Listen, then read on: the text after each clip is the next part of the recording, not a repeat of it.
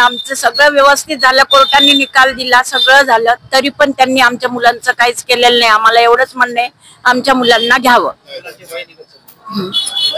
मुलांचे वय निघून चाललेले, न्याय देण्यात यावा. कुसुम प्रभाकर जोगळे.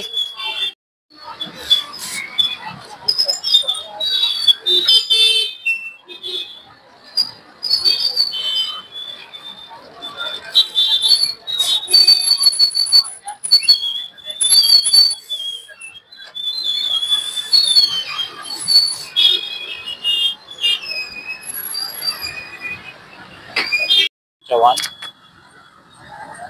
सफाई कामगारांचा पाल्य आहे.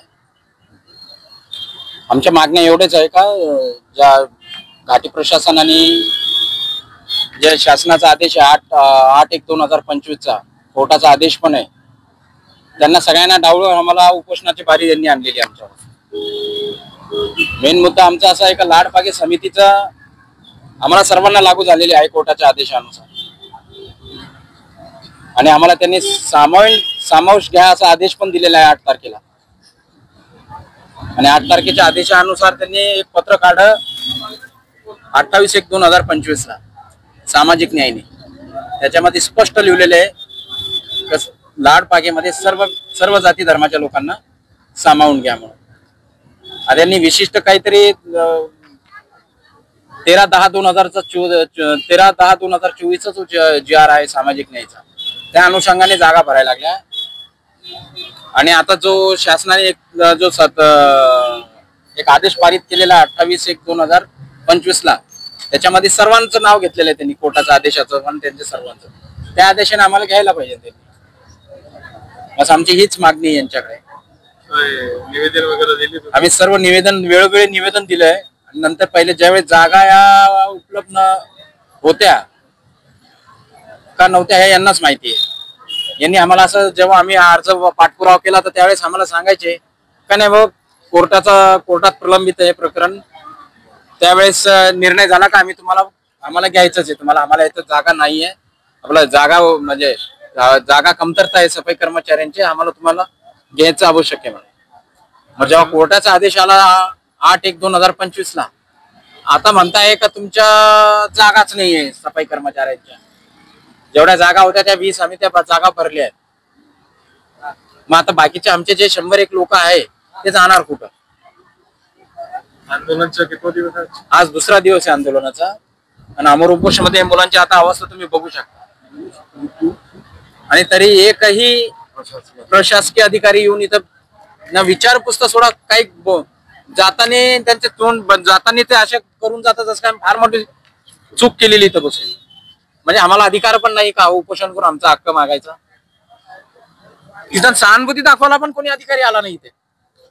आज आमची अवस्था अशी झालेली आहे तर तुम्ही बघू शकता इथे बसलेले लोकांची. निवेदन सर्वांना दिलेलं आहे. डिंग साहेबला भेटलं? डिंग साहेबांना पण निवेदन आम्ही याच्या पूर्वी कम भरपूर दिलेले आहे. आश्वासन दिले? डिंग साहेब आश्वासन ते तुम्हाला सांगितलं होतं का, त्यांनी ते सांगितलंय जेव्हा त्या GR वर स्टे होता तोपर्यंत काय सांगायचे ते नाही ते स्टे उठून द्या, तुम्हाला आम्हाला सर्वांना घ्यायचं आहे.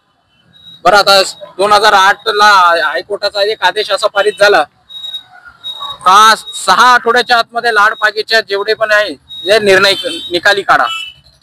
कालच तुम्हाला माहित असेल तर महानगरपालिकेमध्ये आपल्या संभाजीनगरच्या 50 लोक त्यांनी त्याच आदेशावर घेतलेले. मग सर्वांना एक लाडपागे सर्वांना लागू असताना मग आमच्याशी भेदभाव का? नेमकं इथलेच डिपार्टमेंट, फक्त शासकीय डिपार्टमेंट मध्ये चालू आहे भेदभाव, बाकी अख्ख्या महाराष्ट्रामध्ये कुठंच चालू नाहीये. महानगरपालिका, नगरपालिका, नगरपंचायत मध्ये सर्व ठिकाणी घ्यायला लागले. आता गेल्या महिन्यामध्ये 50 लोक महानगरपालिकेचे घेतलेले नाशिक महानगरपालिकेने.